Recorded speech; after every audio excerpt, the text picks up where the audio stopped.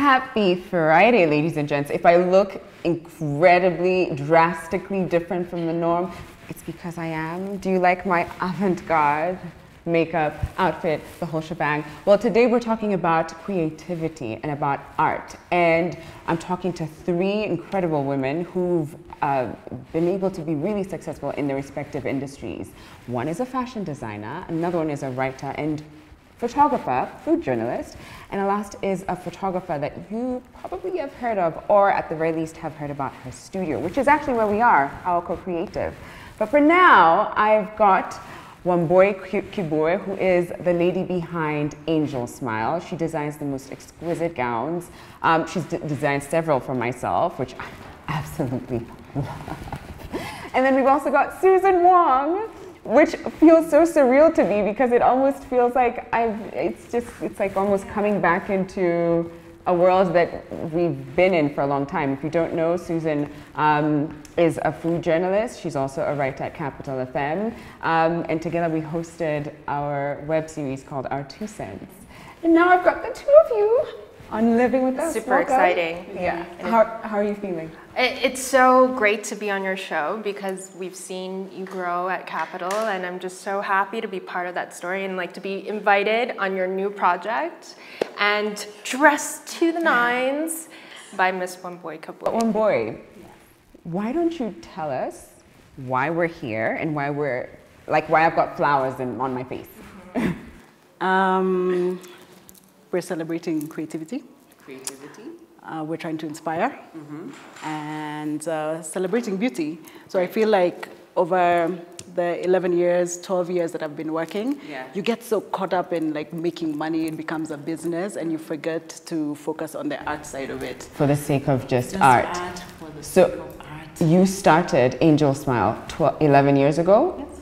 In my bedroom, I'd move my bed to the side. Really? It still has scratches. And I'd be like, Angel Smile House of Design. Oh, wow. Really, it's just my bedroom, and it just kept moving and growing and growing. Right. And how early on did you know that fashion was your calling? 5, 6 years old. No. How? I just knew I'd follow my mom, like as she was going to work, like wearing her heels and stuff. I kept trying her dresses. When I went to school, I picked classes specific. I just always knew. It was your calling. Yeah, this is the thing that I was supposed to do. I think I also played with my mom's lipstick, but that was just like, I was just like, And those were the lipsticks, I don't know if you remember, but they would be green and then turn red. Susan is Canadian, so her experience might be a little different. No, but also as a child growing up, I wasn't allowed to wear makeup. So my experience in makeup was in my teen years and in my young adult life. So a little bit past the green and different shades of color. So green lipstick that turns to red. I still wish I could have it today. But Susan, why don't you tell us how you ended up in Kenya? Wow, okay. How long is your show? We've got time, don't worry. Hit us. So I used to work for the Canadian Development Agency, and my first gig was in Ethiopia.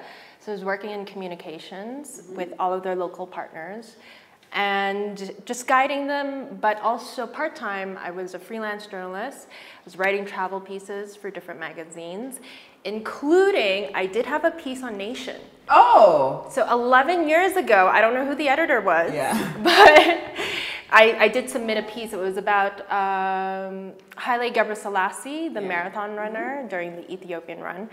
And I also was one of the first to really write about food and restaurants in Ethiopia. Yeah, actually, if you don't know, Susan is an award-winning journalist.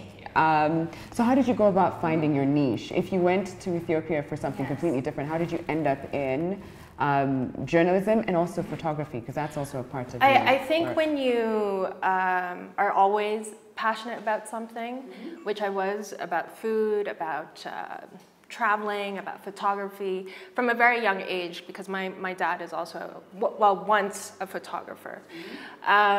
You can't really run away from your passions.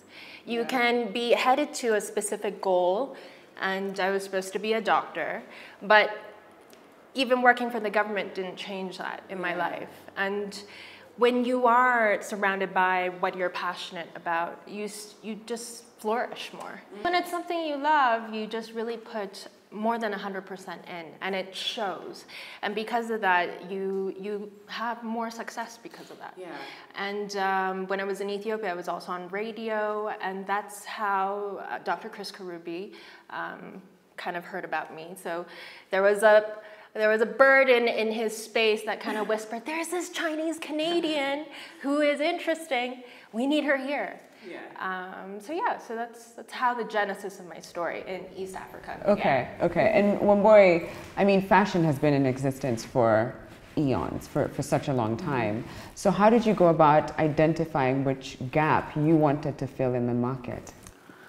Like she just said, it's part of who you are. Yeah. Like, but designing like this kind of like elegant pieces, things that have a lot of detail, that's what like gives me so much life. Like you've seen when we work together, I'm so OCDs, everything. Like Every last thing. Like you should see her like pinning. We need to fix it. Like, how did you even notice that? So it's just like it's an extension of self. So it's like how can I make women feel the most beautiful is always the goal. Right. Always. What words would you use to describe your pieces? Masterpieces. Ooh, masterpiece. Actually, in case it wasn't already obvious, we're wearing Wambui Kibura's masterpieces, Angel Smile Baby. So where do you draw your inspiration from, Wambui? The world, life. Yeah. Anything specific that you see or you try and do regularly just so that you're constantly hit by inspiration? Art for the sake of art. So I'm really trying to practice drawing consistently, painting consistently.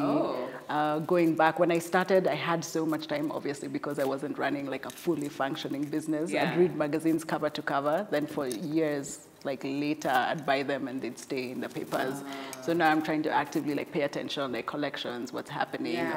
Be on like the internet just searching. So how do you go about sharpening your skills? Right now you're talking about like drawing regularly, but you also have just come straight from Milan. Hello, the streets of Milan, not the streets of Milan actually, it was like the fashion capital of the world, but the fashion runway is, like I feel like walking in Milan is like you're walking down the runway and you need to dress the part. So can you tell us what that was like and if you've done any other things to sort of brush up on your craft?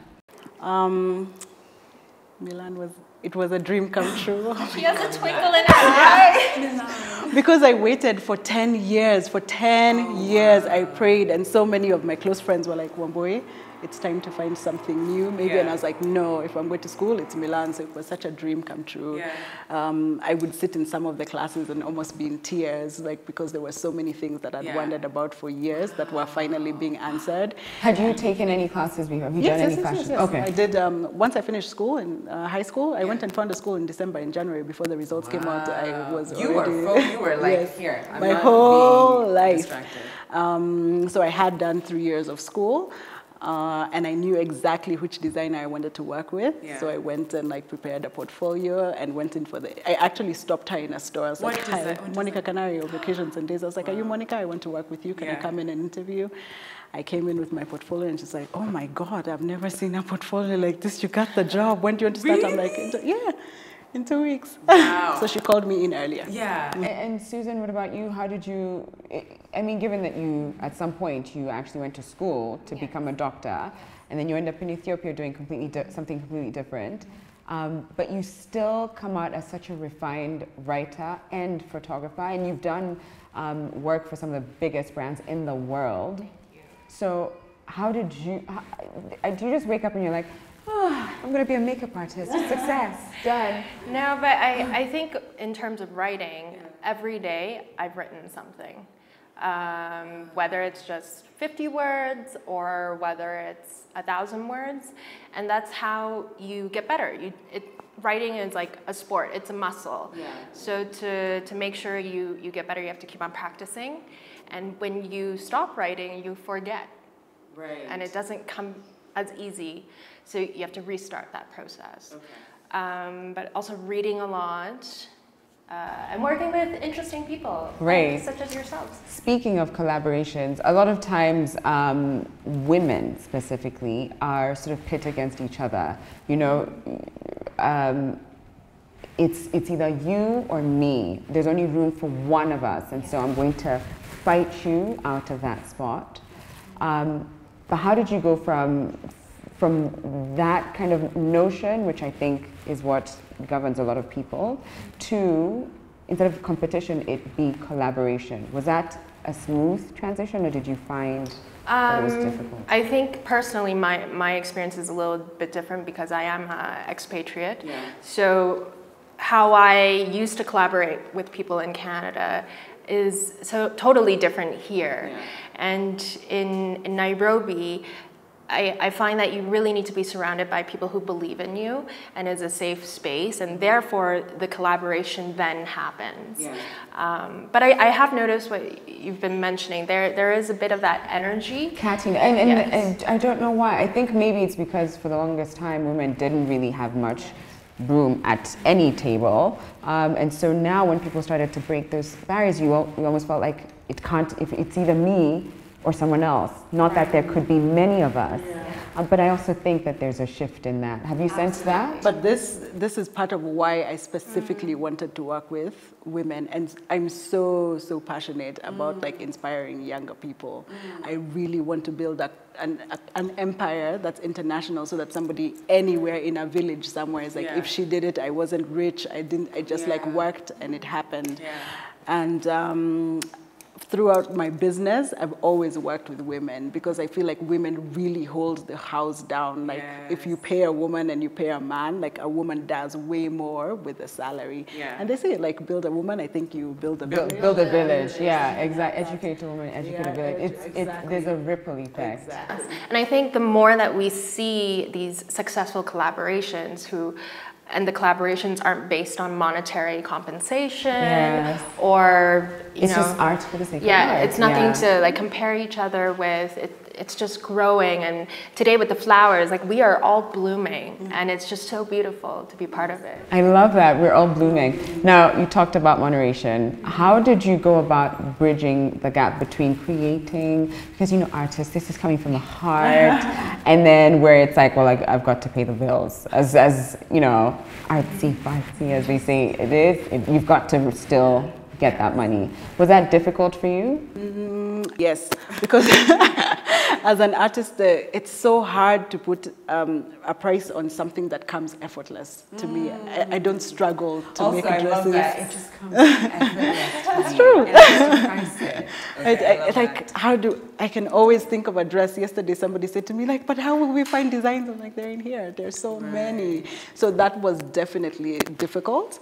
But you have to pay the bills, so you just learn, like, I need to make X amount of dresses to be able to do this. Like, what is a budget? How do I stick to a budget? What is a rate card? In fact, I remember the first time I was writing a rate card, and I was sitting next to Susan, because she was my deskie at Capital, and I was like, Susan, what does your rate card look like? And she just came out so strong with like, this is how I work. And if you want people to take you seriously, you have to take yourself seriously. Absolutely. So what are some like quick tips before we go on break? What are some quick tips on creating this rate card that will just leave you feeling like you haven't shortchanged yourself? Well, I think you need to value your time. So break down if it's an 8-hour day or if you work 12 hours, split it up. And what is your goal? Like at the end of the week, how much money do you want to take home? How much actually goes to bills? And then perhaps add about 20% in terms of that will be my cushion. And in the beginning, you can't demand crazy exorbitant rates. But you might even have to do some things for free to just like get yourself with every opportunity, you really need to ask yourself, is this going to grow my profile? Is this going to grow my portfolio? And if it is, then maybe that is worth a percentage. It's sort of like a barter in services. But if this is just a project that you are a service provider, then the rate card should, come in totally and be professional. Totally. Okay, so we have to take a quick break. When we come back, we'll have Lyra join us. Susan is going to go touch up on her makeup. Joey, actually, I should give quick credits. person behind Susan's look right now is Joey Richards. She did her hair and makeup. So Joey also did my hair, but for my makeup, I had Valerie and Daisy, who also literally put all of this up here. Oh man, I can't wait for the final pictures. I don't know if we'll have them on here by now to show you guys, but you want to see this. It's gonna be like fire. We'll be back in a moment. Welcome back. I've been speaking to incredible women in the creative industry and trying to pick out the secret to their successes. And now I've got Lyra Aoko, who is a lady who runs and owns this studio, actually, Aoko Creative. Lyra is someone that I have been admiring for a long time now for her work ethic and her creativity when it comes to what she creates behind the camera, but also how she runs her business. Welcome. Thank you. To me, this is so crazy that I get to speak to women that I look up to and who inspire me in so many ways. Yeah. So, Lyra, how did you start out in photography? In photography. So the very first time I held a camera in my hand was probably when I was 2, probably still like my dad's phone or something. Do you remember? No, not really, but I have a feeling. It's a lie. Yeah, but fast forward. Also, I was going to call you out because I'm like, I don't know if phones existed. How?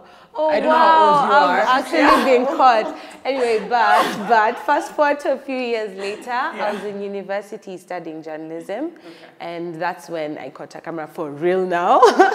And that's when I picked up a few skills, shooting, but we're mostly shooting film. But I found myself enjoying shooting pictures way more. So when I finished university, I studied journalism. Let's just start there. Interesting. Yeah. So when I finished university, it was sort of like, okay, so now what? Right. And I figured I have a love for this thing, why not just continue with it? And yes, okay, now we're here. So when it comes to like a collaboration like this, because, you know, one boy then called Susan and myself, and then we get to create these fun images, and you're the lady taking the pictures. How do you go about creating those moments with other collaborators in the industry? Do you seek it out, or do you just... Right. So obviously it depends on the person. Sometimes I do seek it out if I see something I absolutely love. But in this case, Wambui was the one that actually came. She got in touch with me, and I've loved her work for a really long time. So it made sense. I felt like the universe was telling us to just work together. So we've talked about how you guys started out. Wambui, you were talking about how you were 5 or 6, when you thought, this is my calling, fashion is my calling. What would you say to your younger self, given the journey that you've had? Wow. This answer always changes whenever people ask you this. It's okay, because I guess you're evolving. What would I say that you're doing great? I'll tell her, yes, you're doing great. Continue the journey. Keep the faith. Keep the faith. Yeah. What about you? I love that she mentioned faith, because that's like the most important thing. Just having that belief in what you're doing. And one thing I'd add is to just keep it moving. Always keep it moving. Because I feel like sometimes life tends to sort of make people, I mean, you get overwhelmed with a few things. And in the creative industry, you definitely get overwhelmed a lot. But just always do something. Keep it moving. Create something every day. I love that. I love that you're talking about that, because essentially that's what helps build your brand. So are there specific things that you did or you believe helped really carve out that space in the industry for your brand, Wambui? Because I was drawn to nice, like glamorous and detailed outfits, I sought out a particular designer, Monica Canary, as mentioned. When I was working, like looking for who will be my ambassador, it was again like very specific. When I picked Susan, this is like through working with her, like the energy, it's so important, like that the person is pure through and through, like genuine good person. The discipline to consistently, no matter how you feel, practice your craft. And that's a thing I feel like people don't know that. A lot of people say as an entrepreneur, oh, you must wake up at 11. No, I wake up before you and I sleep after you.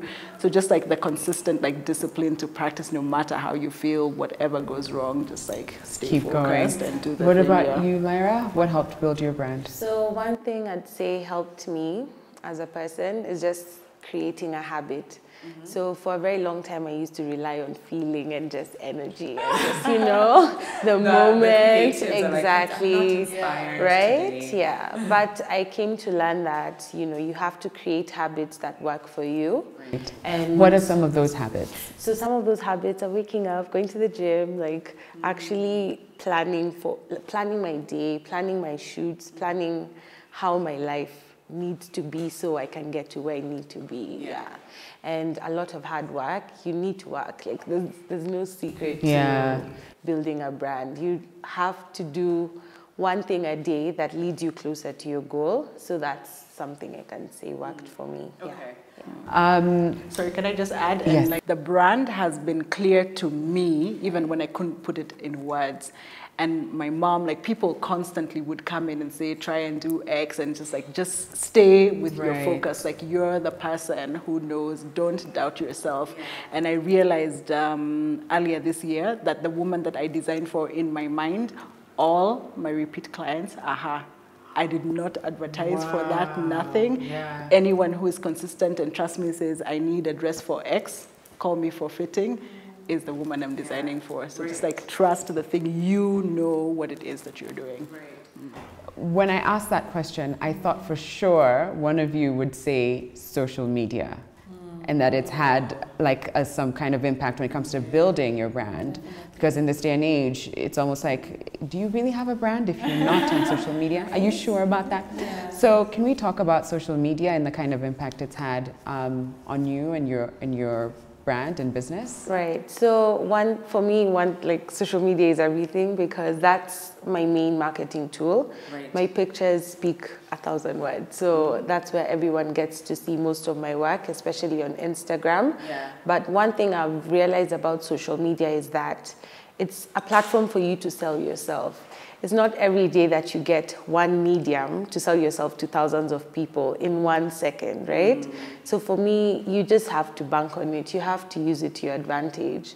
So yeah, I feel like it's really helped my brand because what you see is what you get. I put out what I want you to see and you get it. And if you love it, you love it. And you know, you're sold to my idea of creativity and everything. So yeah, the digital space is amazing. I remember a tweet that you put out that completely blew up. And it was something to the effect that I'm Lyra, I am a creative or something, this is my work. So like RT, if you care to support this. And how many retweets did that get? Like 40,000. And those were, that 40,000. Yeah, and you know what's so crazy? That tweet went viral to me. No, not to just you. It did go viral, right? Yeah. 40,000. Kanye West doesn't get 40,000 on like an average tweet. Yeah. So that's the impact of social media. Yeah. The fact that somebody from Texas can send you a message and say, "I love your work." Yeah. So how did that have an impact on your business? Right. So I was invited to exhibit my work in Ghana recently. And I'm also going to share that same body of work in Ethiopia for the Addis Photo Festival. Wow. So it's just, you know, little steps towards the goal. Right. That's what I'm saying. Right. So social media is amazing because it allows you to share your work. And yeah, I'd encourage everyone to be on social media. Wambui, I'll pass this on to you, knowing very well that right now the hashtag we've been using was hashtag Angel Smile Collaboration to go on social media. So of course it's had an impact on your brand, but can you tell us about that? This is so interesting because it's like a different version of social media because for me it was more mainstream media. So at some point I purposed to always be the brand ambassador for myself. That every time people saw me, I would be wearing my own clothes. So every time I was invited to an event on the red carpet, I would be wearing Angel Smile. And so that was the thing that like helped build the business, and also working the first ambassador, who was Tero, and was like the it girl. Yeah. Yeah. That time. But obviously, like how visual social media is, just like, and the vain side that everything is like really perfect, and perfect. So being able to share that, and I'm only now learning to share like the behind the scenes like process, and like what does it involve to actually like put a gown together and all of that. Because I'm sure a lot of people who are following you are doing so because they want to understand how did you build your brand? How do you put together these beautiful gowns that end up, being seen on red carpets? So giving them that allowance must count for something. What about the downside of social media? Have you experienced any of that when it comes to building your brand? No? Not really? No. That's lovely. Yeah. Because also I personally, I'm going to make it a habit. Yeah. So right now I have like reminders, like post, you have to do this. So I don't think I've been out there enough to experience like a downside like to it. And also because it's more my work as opposed to like hints of my life, but it's more really focused on the brand. So either you like it or you don't. And I also don't care if you don't like the dresses. Okay. Lyra, how did you go about coming up with Aoko Creative? Aoko Creative. Yeah. So Aoko is actually the name of my late grandmother. And she's just, you know how you always feel like there's someone watching over you and just like pushing you on? She's been that person in my life. So the space was initially just meant to be my studio, but I realized that there was a gap in the market for studios for other photographers. So I realized, okay, why not just offer the space to other photographers? They can come in, rent out the space for a few hours or days or whatever. And we have the equipment, we have the backdrop, so everything is provided for you. And so far so good. I keep seeing, first of all, I follow Aoko Creative on Instagram. And then I keep seeing like, I do. I will after this. But I keep seeing how many people are so invested, end up coming here and shoot their pieces and their products, and I just thought, the minute I saw that, I was like, man, she's so smart, and understanding that you've got to scale the business as well, that it's not just about, I'm a photographer, I take pictures, but now you've expanded your income by allowing others to come shoot here. Okay, we have to take a quick break. When we come back, I'll then ask Wambui, Lyra, and Susan to take me through exactly what it takes to do exactly what they do on a daily basis. Welcome back, ladies and gents. I've been speaking to some incredible women and trying to understand the secrets to their success. They're all in the creative industry. I am actually wearing a beautiful piece by one of the ladies. That's Wambui Kibwe of Angel Smile. Oh, okay, Wambui. I know I asked you this earlier, but now I'm really about to just pick it out of you and understand. Where does the inspiration come from? Because when you're creating something like this, where do you start? Do you start with the fabric? Do you start with the colors? Do you start with imagining what the final product needs to look like and then work back? How do you do it? So we start with the topic. I like what I want to communicate, and for this one, it was power. Oh, so can you see that? Can you see don't even get me started on my power moves. Hair flip, exactly. So power, and defining like what does power mean to me? What does it mean to like women? How do I want them to feel like what clothes would result in power? So then it's just like researching like different images, like to get like inspiration for like the silhouettes like on your sleeves, like the bell and all of that. And then sketch. Okay. Now I want to actually get into how bringing this together came about. So once you did your research and you had this like mood board, I guess, was the next thing to then pick out fabric, or how do you? Yes, so once we do like the mood board, then creates like everything, the color scheme, the sketches, the silhouettes, and you do about like, depending on the collection, you want to do as many as even 40 sketches and then select like the favorites from that. So it's like different combinations for outfits, you know, this with like a different skirt, like all of that, and then select like your 10 favorites. And then once you've done that and selected like the structures, then you move into fabric, because fabric determines. If we'd done this in a softer fabric, it wouldn't be as powerful. Yeah, it wouldn't have that structure that has you like sitting like really holding in my waist, trying to look cinched and everything. No, but trying to look the part, and you end up feeling like you need to hold your head up high. I like how even when you were trying to come up with this look, you made it very clear, like you're telling Joey Richard, who put this hair together, this is what I want, like sleeked back. So I guess all of it comes together. Exactly. So what would you say has been a key ingredient to your success? Working hard. Faith. Okay. Like me and God, it's just like a journey, constant. Like whether I'm weeping or celebrating, it's just that. And support system. Having, when my mom finally accepted that this is the thing that you're going to do, because she was like, fashion? Right. What? No, like this makes no sense.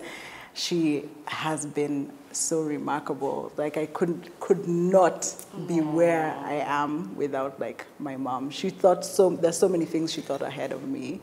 Oh. Yeah. Oh, like it's great that you had that support system. Exactly. So she'd always do it, even when I wasn't thinking about it. I was like, no, let's like wait. It's just like, this child doesn't know what she's talking about.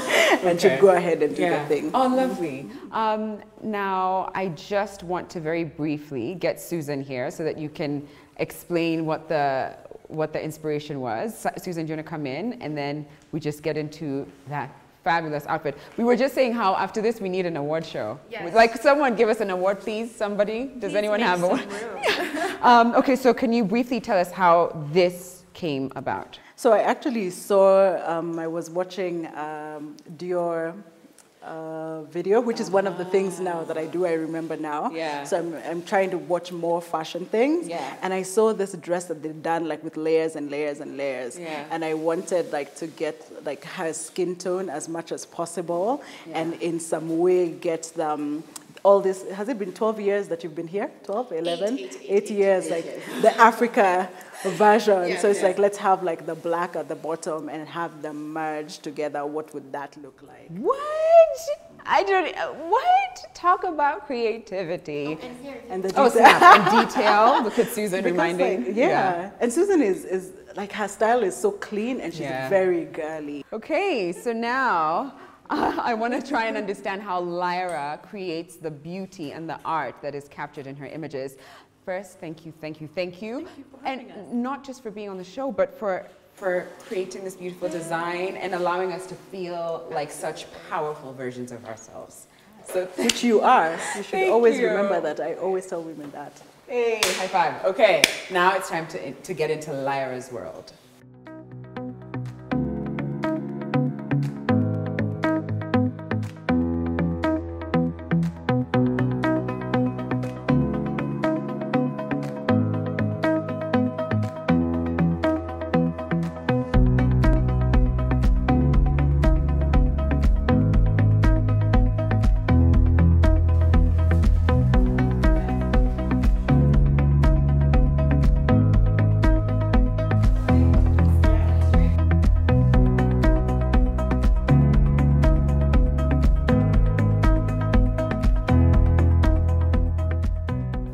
Look at this light.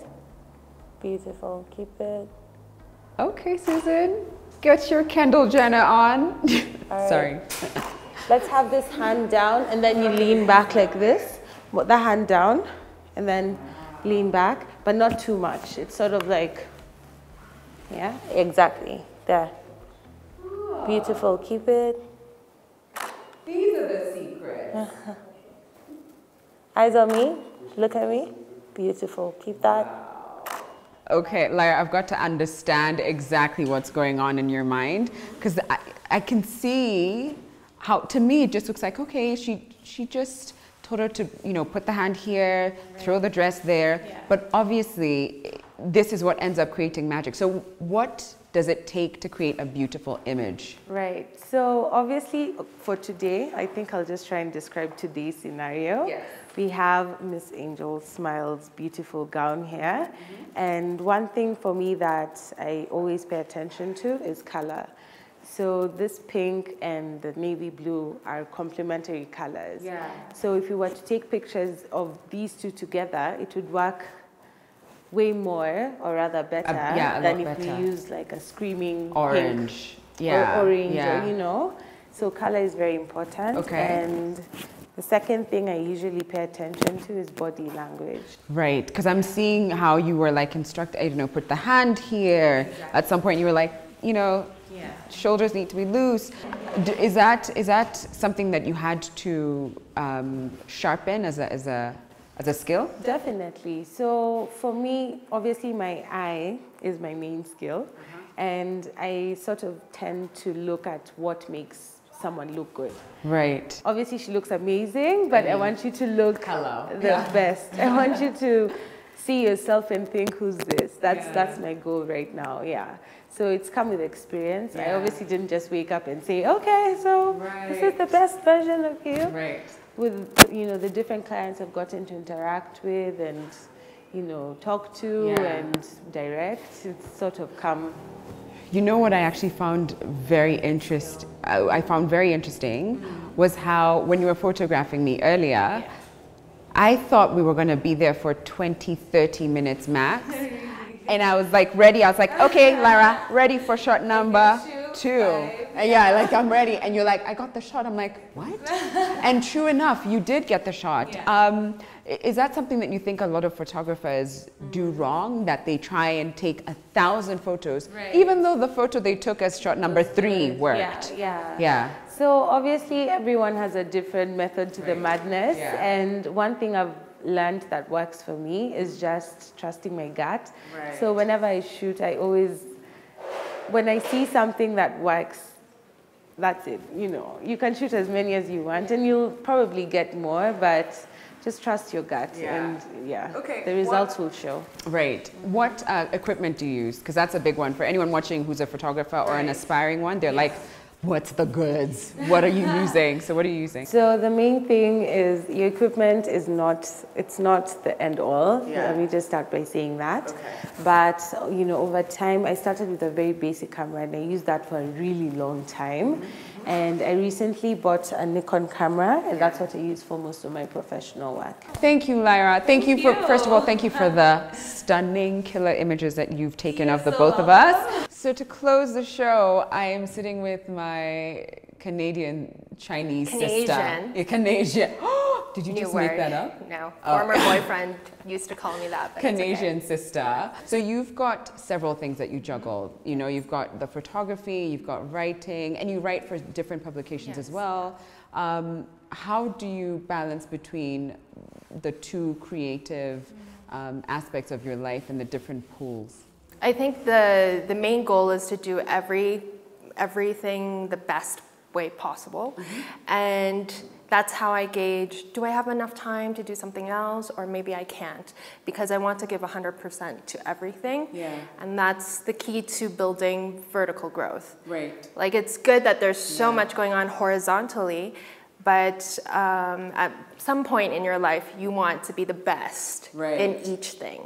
So you have to take steps towards that. Okay. I asked the other ladies earlier how social media has impacted their businesses and brands. Question to you now, Susan.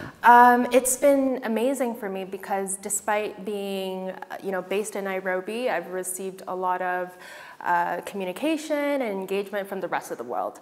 And one example is the 50 best restaurants in the world. They, got in touch with me through Twitter. I want to say like 7 years ago when I first joined Capital. And through that, that's opened up many more opportunities. So it's important to put yourself out there, but also to stay true to who you are. Because once you kind of deviate from that, it becomes like work. And exactly. And that's the thing, you don't want it to necessarily feel like work. But speaking of work and the idea of being a boss, I don't know if you guys know this, but technically Susan was my boss. No? Very technically. But like in you were my boss. I guess. the Okay, let's own reality. it. I was Sharon Medea's boss. She was. And I want to understand how difficult or different is it being a boss and still being allowing others underneath you to be their best creative selves. Did you find that you have to sort of tone down your, like, dumb it down? The funny thing is I've never had to tone it down because my intention is always to bring out the best of everyone. Yeah. And if your entire team is doing their best, you are going to succeed. Yeah. They're just making me look good. Right. You made me look good. Hello, and Francis, and Franny, Francis, and the rest of the team, as well. Last question to you, and I've been asking the ladies. It was recently the Day of the Girl Child. Yes. What would you wish to go back and tell Susan 20 years from not from now, 20 years ago? Yes. Or 15 years ago. I'm doing a quick calculation. How old was I? Okay. Yeah. I would tell her to embrace your flaws because once you do, it sets you free. And from a creative standpoint, it's empowering because you can use those flaws and just use it to be more unique and to take you to greater heights. Because it's liberating. Right. Because once you don't care and you know who you are as a person, the art and whatever you're doing just comes. Oh, I love that. Susan, thank you. Thank you. I can't wait to see what comes of the Susan Wong brand in the next few years. And I just want to say thank you to you guys as well for watching. If you are a creative or just starting out in this journey, I hope that the advice that came from the award-winning food writer, the photographer, and the fashion designer is of help to you in one way or another. I'm now gonna love you and leave you with the events diary for the upcoming weekend, but I'm gonna see you on Monday, right? 8 a.m. sharp as usual. But for now, check out the events diary. Starting this Friday at 7:30 p.m. to 2 a.m., Motown in Nairobi is celebrating 6 years of musical performance and just all-around great entertainment as it reminisces on the beautiful music that was produced and released by the Motown record label from the 1960s through to the 1990s. Motown will feature the best of Kenyan live-performing musicians and singers. The location is at the Hub, Karen. Safaricom Jazz Lounge has even more in store for you with not one but 2 shows this Saturday between 4 p.m. to 11 p.m. at Hell's Gate National Park, Naivasha. Go and have a one-of-a-kind jazz experience while enjoying a serene atmosphere.